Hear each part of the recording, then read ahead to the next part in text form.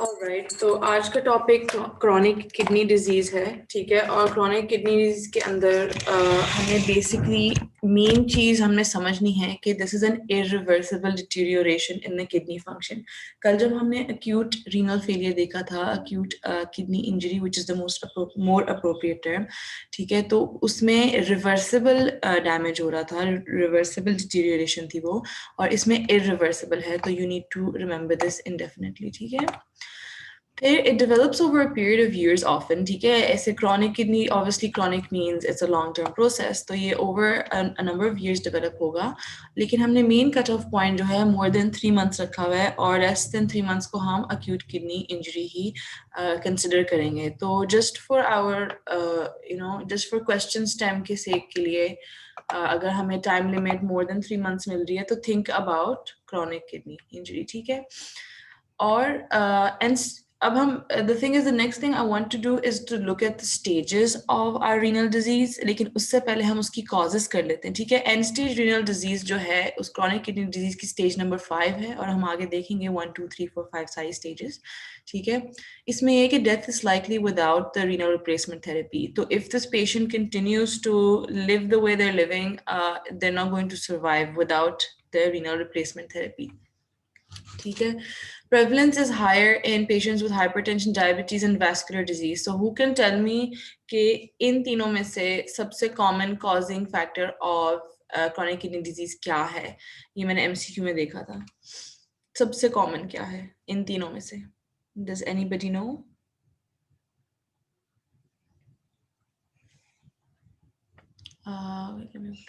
Diabetes, excellent, ठीक है।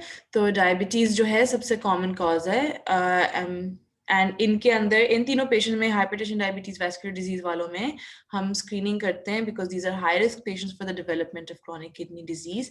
Chronic kidney disease more common in the elderly, and according to Davidson, 25% population over the age of 75 years have a GFR less than 60, ठीक है। और इसको हम chronic kidney disease stage 3 कहते हैं। Normal GFR क्या है? Does anybody remember the normal GFR? Like which range we consider as normal?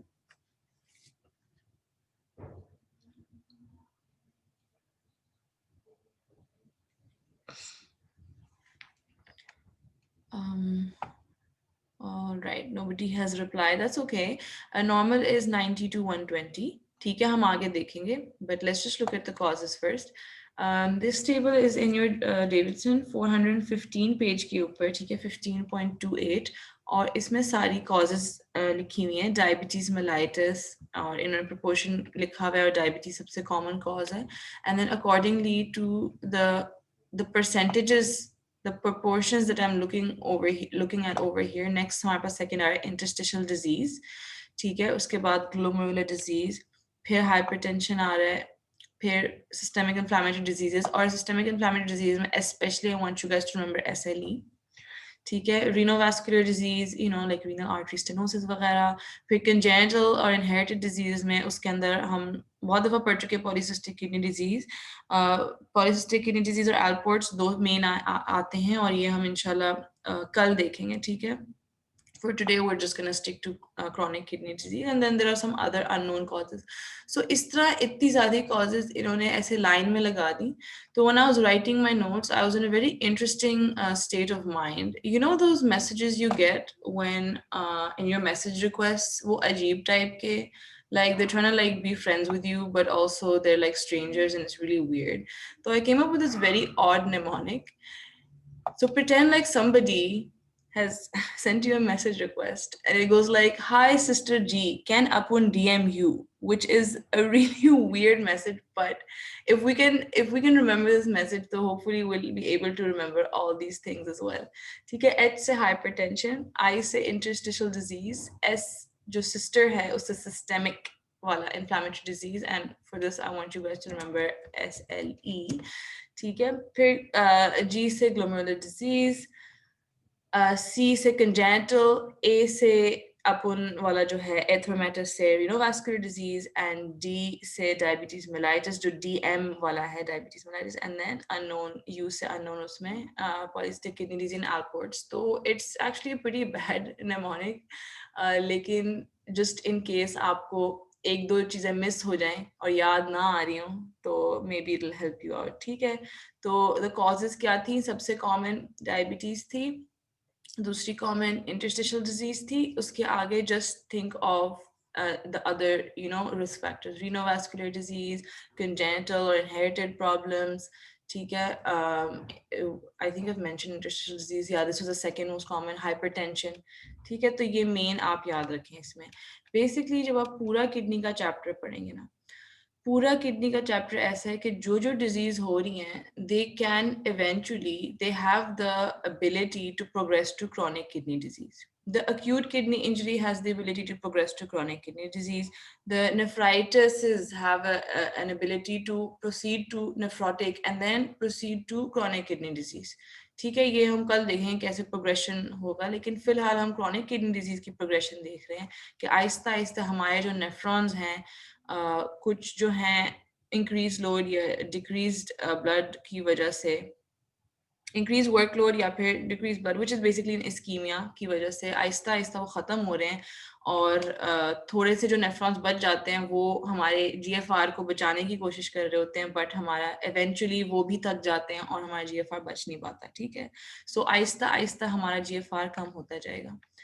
तो हम इसकी अब उस पर आ जाते हैं, नीचे काफ़ी दिया है मैंने. हाँ, 5 स्टेजेस ऑफ रीनल फेलियर. ओहो, तो इतना इतनी बड़ी पिक्चर आ रही है, एक सेकेंड में इसको थोड़ा छोटा कर लूँ. It's not even fitting on the screen. हाँ, अच्छा, 5 स्टेजेस ऑफ रीनल फेलियर. ये बड़े मज़े की यूट्यूब पे मैंने मुझे वीडियो किसी ने सेंड की थी, तो I will forward that link as well. अच्छा, हम कि हमारे पास 5 स्टेजेस हैं, 1 2 3 4 5. ठीक है, तो हम 3 से 30 याद रख सकते हैं. ठीक है, 3 जो मॉडरेट स्टेज है, 3 से 30 याद रखनी है. 30 to 60, 30 to 60 के ऊपर जो भी जा रहा है, ऊपर मतलब ये जो 1 2 वाली स्टेजेस हैं, तो ये इंक्रीमेंट्स हैं 30 की, और जो 30 से नीचे है वो डिक्रीज हो रहा है 15 से. ठीक है, तो 3 for 30 to 60, एंड देन 2 में 60 to 90, और नॉर्मल 90 to 120. राइट, उसके बाद 4 और 5 सिवियर जो, और 5 जो है एंड स्टेज है. 4 के अंदर वी हैव 15 to 30 एंड 5 के अंदर वी हैव 0 to 15. ठीक है, तो ये बेसिक आपने वैल्यूज इसकी याद रखनी है, just so that you can understand कि कितनी सिवियरिटी है, और जब हम ट्रीटमेंट भी देखेंगे और मॉनिटरिंग भी देखेंगे वो इस हिसाब से देखेंगे. जैसे स्टेज 3 को हम I think every 6 monthly, not I think, let me just confirm it, नीचे मैं नोट्स में लिखा होगा. हाँ, हम एवरी 6 मंथ्स जो है स्टेज 3 को मॉनिटर करते हैं, और 4 और 5 को उससे ज़्यादा ऑफन मॉनिटर करते हैं. एंड 5 मीन्स के लाजमी आपको रीनल रिप्लेसमेंट थेरेपी लेनी है. ठीक है, मतलब और जो 1 ऑब्वियसली नॉर्मल है तो मसला नहीं है, और माइल्ड में ना इवन सिम्टम्स नहीं आते, और इवन मॉडरेट में बेसिकली हमारे जो मेन सिम्टम्स आना शुरू होते हैं ना वो अक्सर लेस देन 30 पे आते हैं, और कभी कभार कुछ लोगों का तो किडनी फंक्शन इतना भी ड्रॉप नहीं करता, इवन बिलो 30 उनके सिम्टम नहीं आ रहे होते. तो it all depends on the symptoms and the comorbidities of the disease जब हम इसकी ट्रीटमेंट करते हैं. Right, let's get back to it. अब हमने स्टेजेस करनी थी 1 2 3 4 5. 3 से 30 याद रखना था, 30 to 60. ठीक है, और उसके जो 1 और 2 था, 1 का मतलब नॉर्मल था 90 to 120. ठीक है, 2 का मतलब हमारे पास माइल्ड था 60 to 90. उसके नीचे फिर अब हमने डिक्रीज करना है 15 में, तो 2 हमारे पास 15 to 30 है, और जो सॉरी 2 ने क्या कह दिया, 4 और 5. 4 सिवियर है, 5 एंड स्टेज है. 4 के अंदर हमारे पास 15 to 30 है, और जो एंड स्टेज है वो है 0 to 15. राइट, अब now that we looked at the causes and the stages, हम इसकी कुछ क्लिनिकल फीचर्स देख लेते हैं. ठीक है, क्लिनिकल फीचर्स आपको अच्छे से याद इंशाल्लाह अभी अगर हो नहीं रही तो हो जाएंगी जब आप पास पेपर करेंगे, और आप बार बार ऐसा सिनेरियो देखेंगे जिसके अंदर पेशेंट आपके पास प्रेजेंट कर, sorry my voice is just completely losing itself. हाँ जी, तो जब आप देखेंगे तो उसमें आपको पता चल जाएगी इसकी major features, but still will just go over it. Clinical features में will have raised urea and creatinine, ठीक है, and most patients are asymptomatic until their GFR reaches less than 30, and even some can remain asymptomatic with a much lower GFR as well. ठीक है, और कुछ कभी कभार कुछ नॉन स्पेसिफिक सिम्टम्स आते हैं, दिस आर क्वाइट अर्ली. तो नॉक्टूरिया होना शुरू हो जाता है because of the loss of the concentrating power of the nephrons and the increased osmotic load. ठीक है, फिर इनिशियली आपको बताया था कि जो नेफ्रॉन जो है किडनी में कुछ नेफ्रॉन जो हैं वो यू कैन लाइक वो मर गए हैं, और जो बाकी नेफ्रॉन है वो जीएफआर को बचाने की कोशिश कर रहे हैं, लेकिन इवेंचुअली उनके ऊपर लोड इतना बढ़ जाता है वो उनको बचा नहीं पाते, तो लॉस ऑफ कॉन्सेंट्रेटिंग पावर हो जाती है. फिर when GFR falls below like about 15 to 20, हमारे पूरे बॉडी के सिस्टम जो हैं वो अफेक्ट होना शुरू हो जाते हैं, हमारी कॉम्प्लिकेशंस डेवलप होना शुरू हो जाती है, रीनल एनीमिया और फ्लूइड ओवरलोड और वो सब कुछ. तो यू कैन इमेजिन कि ये पेशेंट्स के अंदर एडीमा होगा. ठीक है, स्पेशली हम बार बार नेफ्रोटिक में भी देख चुके हैं, पहले भी देख चुके हैं कि फेशियल एडीमा, फेशियल पफीनेस होती है. फिर अदर सिम्टम्स जो काफ़ी सिवियर हैं उसमें प्लूराइटिस आ रहा है, anorexia, weight loss and then nausea, vomiting, hiccups. ठीक है, तो लेकिन ये इतना स्पेसिफिक नहीं है. मैं वेट लॉस, नोजिया, वॉमिटिंग काफ़ी चीज़ों में होता है, बट प्लूराइटिस और एनोरेक्सिया और इन सबको पेयर कर लें. ठीक है, और वेरी एडवांस रीनल फेलियर में बिकॉज मेटाबॉलिक एसिडोसिस होना शुरू हो जाएगा, तो डीप रेस्पिरेशन, जिसको हम स्मॉल ब्रीदिंग कहते हैं, वो शुरू हो जाएगी. ठीक है, तो it will have muscle twitching, fits, drowsiness, coma. तो ये थोड़ा सा ओवरव्यू था. There is a picture on page number 416. तो it's an interesting picture, you can have a look at it. उसमें येलो कम्प्लेक्शन है, पेलर है पेशेंट में. ठीक है, उन्होंने दूसरी इसकी वो बताई हुई हैं रिलेटेड टू द किडनी, जो लाइक इंस्ट्रूमेंटेशन होगी, जो उसके किसी का आर्टेरियोवेनस फिस्टुला बना हुआ है, कोई किसी के ट्रांसप्लांट के स्कार बनाया हुआ है, इस तरह. ठीक है, but I want you guys to remember the yellow complexion and paler, क्योंकि sometimes patient presenting वो ये बताते हैं कि he's yellow complexion, paler है, facial puffiness है, ये वो, and then he's diabetic for पता नहीं how many years. तो आपने थोड़ा किडनी डिजीज का तब सोचना होता है. ठीक है, अच्छा, हमारे पास इन्वेस्टिगेशंस के ये मेन एम्स हैं, ये ऐसे डेविडसन में लिस्टेड थे. तो first you have to exclude acute kidney injury. तो वेयर इज इट, हाँ ठीक है, अगर पेशेंट के अंदर बहुत ज़्यादा हाई यूरिया या क्रिएटिनिन है, ठीक है, या फिर कोई प्रीवियस रिजल्ट आपके पास था और उसके उसमें क्या कहते हैं उसके कंपैरिजन में बहुत ज़्यादा एक इंक्रीज है, तो आपने रीनल फंक्शन को विद इन 2 वीक्स टेस्ट करना है दोबारा, जस्ट टू मेक श्योर कि ये क्या अक्यूट और क्रॉनिक तो नहीं. इट्स वेरी पॉसिबल उसको क्रॉनिक चल रहा हो लेकिन उसको अक्यूट और क्रॉनिक हो गया हो. ठीक है ना, किडनी इंजरी. फिर आपने उसको डिफ्रेंशिएट करना है कि क्या ये अक्यूट है या क्या ये क्रॉनिक है. तो ये यूरिया क्रिएटिनिन के सडन राइज ऑफ वैल्यूज से आपको पता चलेगा. ठीक है, according to the progression of renal disease, chronic kidney disease में यूरियन क्रिएटिनिन का राइज जो है वो एक थोड़ा सा you can say predictable type जाता है. इनका हम अगर ग्राफ वगैरह बनाएं तो आपको थोड़ा पता चल जाता है कि ये इस स्पीड से इसको राइज करना चाहिए. अगर वो उस स्पीड से बहुत ज्यादा जल्दी राइज कर जाएगा तो you have to think of acute on chronic. ठीक है, फिर we have to identify the underlying cause और उसके हिसाब से फिर ट्रीटमेंट आगे जाती है. फिर हम रिवर्सिबल फैक्टर्स को आइडेंटिफाई कर लेना है ताकि हम उनको सही कर सकें before they ruin the renal function even more. Then we have to screen for all the complications of chronic kidney disease, और हम आगे इसकी complications को discuss करेंगे. And we have to screen the cardiovascular risk factors as well. ठीक है, तो हमारे अब जो हमारे इन्वेस्टिगेशंस हैं जो हमने इसमें करानी है वो बहुत सारी हैं, और अगर हमें थोड़ा बहुत इसका क्रॉनिक किडनी डिजीज का समझ आ गया तो हम इनको इजीली याद कर सकते हैं. ये है, तो again I have made this very weird mnemonic which शायद याद ना रहे, but just for fun हम इसको देख लेते हैं.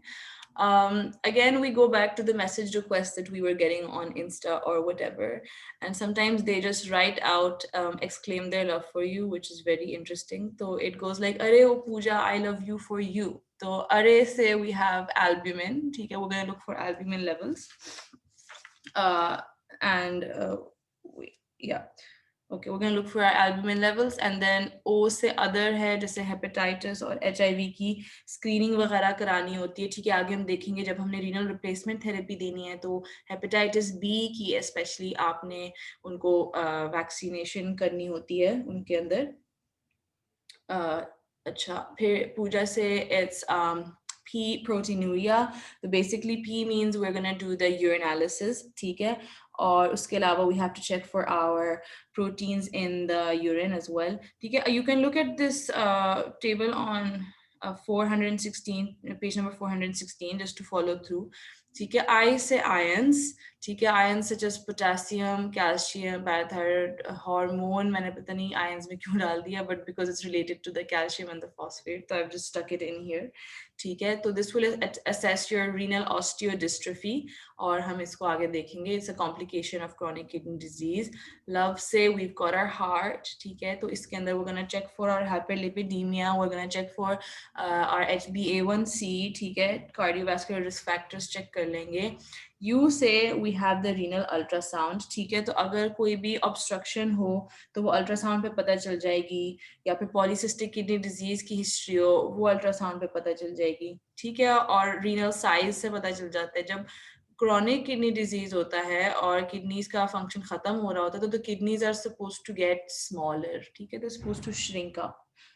तो अगर फॉर एग्जांपल एक किडनी में रीनल आर्टरी स्टेनोसिस है तो वो किडनी बहुत ज़्यादा श्रिंक हो जाएगी, और जो दूसरी वाली है वो काम संभालना शुरू हो गई है तो वो बहुत ज़्यादा बड़ी हो जाएगी. सो आपको अल्ट्रासाउंड पे अंदाजा हो जाएगा, ठीक है. फिर 4 से मैंने फुल ब्लड काउंट लिखा हुआ है, एंड यू से urea creatinine. You can remember this in like a logical way as well. So if we look at this table right here, yeah, this one, ठीक है. तो obviously जब भी kidney का डिजीज होगा तो आपने यूरिया क्रिएटिनिन देखना है, ठीक है. यूरिया के नॉर्मल लेवल्स, हम ब्लड यूरिया नाइट्रोजन देखते हैं, तो यूरिया के नॉर्मल लेवल्स मैंने लिखे हुए हैं 20 to 40, ठीक है. और क्रिएटिनिन के मैं नॉर्मल लिखे हुए हैं 0.6 to 1.2. Maybe these are not exactly accurate, लेकिन इससे आपके ना वो क्वेश्चन स्टेम सॉल्व हो जाता है, ठीक है. तो आपको पता चल जाता है ये ज्यादा है नॉर्मल रेंज में, तो आप ब्लड यूरिया नाइट्रोजन के 20 to 40 कर लें और क्रिएटिनिन का 0.6 to 1.2 कर लें. ऑलराइट, यूरिया क्रिएटिनिन कर लिया. फिर obviously urinalysis, and you have to quantify your protein as well, ठीक है. उसमें आपको पता चलेगा कितना प्रोटीन लूज हो रहा है. प्रोटीन यूरिया जो है वो एक it is basically, it shows you the progression of chronic kidney disease, ठीक है. फिर इलेक्ट्रोलाइट्स के अंदर हाइपरकैलेमिया एंड मेटाबॉलिक एसिडोसिस हो रहा है. ये दोनों आपने बहुत अच्छे से याद रखनी है. chronic kidney disease में we have hyperkalemia and metabolic acidosis. फिर कैल्शियम फॉस्फेट वगैरह असेसमेंट ऑफ रीनल ऑस्टियोडिस्ट्रोफी हो जाएगा. एल्ब्यूमिन, लो एल्ब्यूमिन से आप मैलन्यूट्रिशन, इन्फ्लेमेशन, नेफ्रोटिक सिंड्रोम वगैरह कंसिडर कर सकते हो, ठीक है. एल्ब्यूमिन लूज हो रहा है ना बॉडी से, इसकी वजह से. फिर फुल ब्लड काउंट, और ये it's like a base line, ठीक है. इससे आपको एनीमिया वगैरह पता चल जाएगा. लिपिड्स और ये HbA1c वगैरह आपने कराना है, इससे कार्डियोवास्कुलर रिस्क फैक्टर्स पता चल जाएंगे. और ये वही ट्रीटेबल रिस्क फैक्टर्स हैं, ठीक है. इनको आपने सही करना है, नॉर्मल रेंजेस में लाना है. रीनल अल्ट्रासाउंड का बता दिया, हेपेटाइटिस एंड HIV सीरोलॉजी का बता दिया, ठीक है. Specially if dialysis being planned.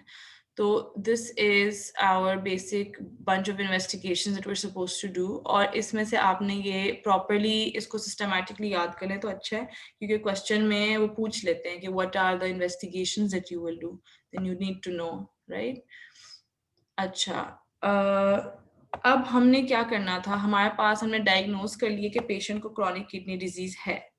अब हमने उसकी जो rate of progression of chronic kidney disease है उसको स्लो डाउन करने की कोशिश करनी है.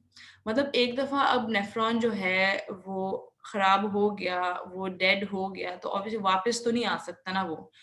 लेकिन ये है कि हम जो डिजीज की प्रोग्रेशन है उसको स्लो डाउन कर सकते हैं ताकि पेशेंट की क्वालिटी ऑफ लाइफ बेहतर हो जाए, ठीक है, हम उसकी किडनी को वापस नहीं ला सकते, लेकिन अनलेस लाइक हम ट्रांसप्लांट करके नहीं डाल रहे हो, लेकिन ऑब्वियसली वो बहुत एंड वाला मेजर है। हम लोगों ने उसकी जो डिजीज प्रोग्रेशन है उसको स्लो डाउन कर देना है। ये हम क्राइटेरिया फॉर रेफरल थोड़ा बाद में देखते हैं। अभी हम देख लेते हैं कि how will we manage our chronic kidney disease। ठीक है, तो first we are going to monitor the renal function. ठीक है, मॉनिटर द रीनल फंक्शन, ये आपका एक यहाँ बना हुआ है फिगर 15.23 on page 417। तो they've showed a very nice graph of the time in years, और उन्होंने उसको GFR के साथ प्लॉट किया हुआ है अगेंस्ट द GFR, और साथ में वो प्रोटीन क्रिएटिनिन रेशियो भी लेते जा रहे हैं। ठीक है, राइट। मॉनिटर करेंगे रीनल फंक्शन, और मैं आपको बता दिया अकॉर्डिंग टू द स्टेज होता है। स्टेज 3 के अंदर हम एवरी 6 मंथ्स करते हैं, और जो स्टेज 4 to 5 है उसका मोर ऑफन करते हैं depending on the patient's comorbidities as well. Prevent और slow down the further damage.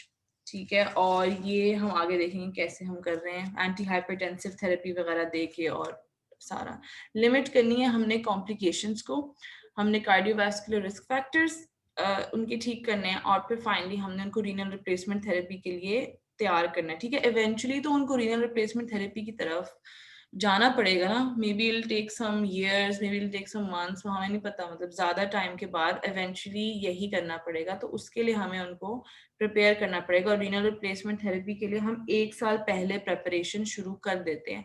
Patient की साइकोलॉजिकल उसको साइकोलॉजिकली रेडी करना, उसका आर्टीरियोवेनस फिस्टुला बनाना। ठीक है, ये 1 साल पहले 12 मंथ्स पहले सारी चीजें शुरू हो जाती हैं। ठीक है, मॉनिटर कर लिया हमने रीनल फंक्शन स्टेज के मुताबिक। उसके बाद हमने प्लॉट किया GFR against time to check progression. ठीक है, एंटी हाइपरटेंसिव थेरेपी हमने देनी है। ठीक है, this lowers disease progression and reduces the cardiovascular risk factors. ठीक है, and I have written any reduction of BP is beneficial, right. और मैंने suggested targets for blood pressure यहाँ लिखे हुए हैं। I don't want you guys to spend too much time memorising this, but हम लोग डिपेंडिंग ऑन द सिवियरिटी हम उसके टारगेट ब्लड प्रेशर को कम करते जाते हैं। ठीक है, रिडक्शन ऑफ प्रोटीनूरिया हमने करना है। Patients with proteinuria are at higher risk of progression, इसलिए हम उसका प्रोटीनूरिया रिड्यूस कर देते हैं।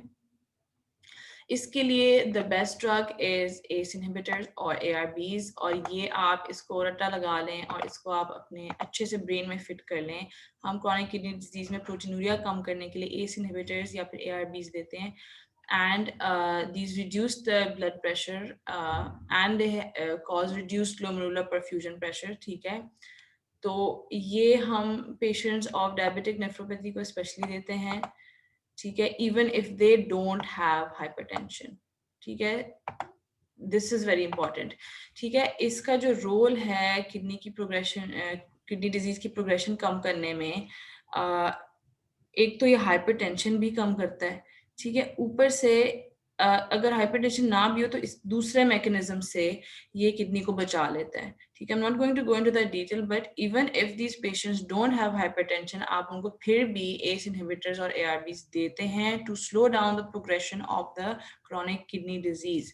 ठीक है, I hope you understand this. जिसमें प्रोटीनूरिया है उसको आपने ACE इनहिबिटर्स ARBs देने हैं, चाहे उसको हाइपरटेंशन है या नहीं। ठीक है, अब प्रिकॉशन इसमें आपने एक चीज लेनी है, बिकॉज ये आपको पता है ये रेनिन एंजियोटेंसिन एल्डोस्टेरोन सिस्टम को अफेक्ट करता है, और एकदम जो है there will be a drop in the GFR। ठीक है, इसको इमीडिएटली देने के बाद there will be a drop in the GFR। तो हम मॉनिटर करेंगे रीनल फंक्शन को for about 7 to 10 days after either giving the prescription, या फिर हमने उसकी जैसे डोज थोड़ी सी बढ़ा दी है, तो डोज बढ़ाने के बाद इस तरह हम उसको मॉनिटर करेंगे रीनल फंक्शन, क्योंकि एकदम ड्रॉप इन GFR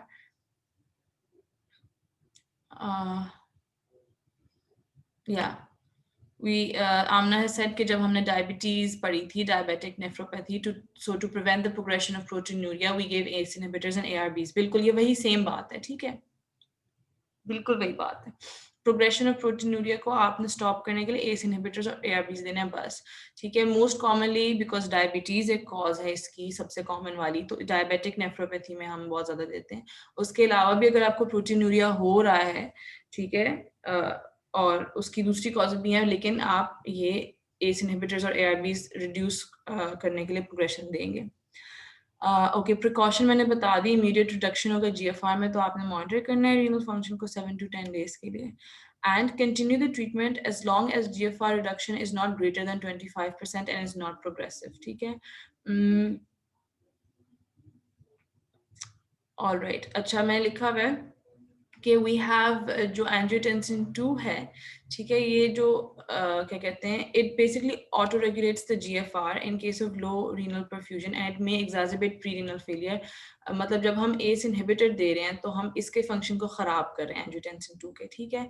तो ये जो ऑटो रेगुलेशन कर रही थी, तो वो हो नहीं पाएगी, ओके, वो हो नहीं पाएगी, उसकी वजह से इट में एग्जैजरबेट प्रीरिनल फेलियर। तो अगर पेशेंट जैसे को फीवर, वॉमिटिंग, डायरिया है, या फिर कोई ऐसी चीज़ है जिसकी वजह से उसकी वजह से फ्लूइड्स लॉस हो रहे हैं, या उसकी हाइपोटेंशन होने का चांस है, या कोई इस तरह की चीज़ है, या बॉडी अंदर बहुत ज़्यादा स्ट्रेस है, तो हम चाहते हैं कि एंजियोटेंसिन 2 जो है वो ऑटो रेगुलेट कर पाए GFR को, ठीक है ना।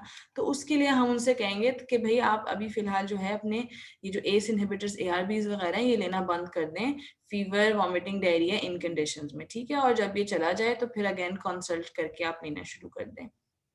तो इस चीज के लिए उन्होंने एक बताया कि 6-day रूल कार्ड बनाया है कि जब आप when you are feeling sick, when you are not well, तो दीज आर सम मेडिकेशंस जो आपने नहीं लेनी, बिकॉज ये आपकी किडनी को एडवर्सली इफेक्ट करेंगी, हेल्प करने के बजाय मसला कर देंगी, ठीक है। तो इसमें हम इसकी कुछ मेडिसिन को देख लेते हैं। इसमें 5 मेन मेडिसिन हैं जो आपने याद करनी है, ठीक है।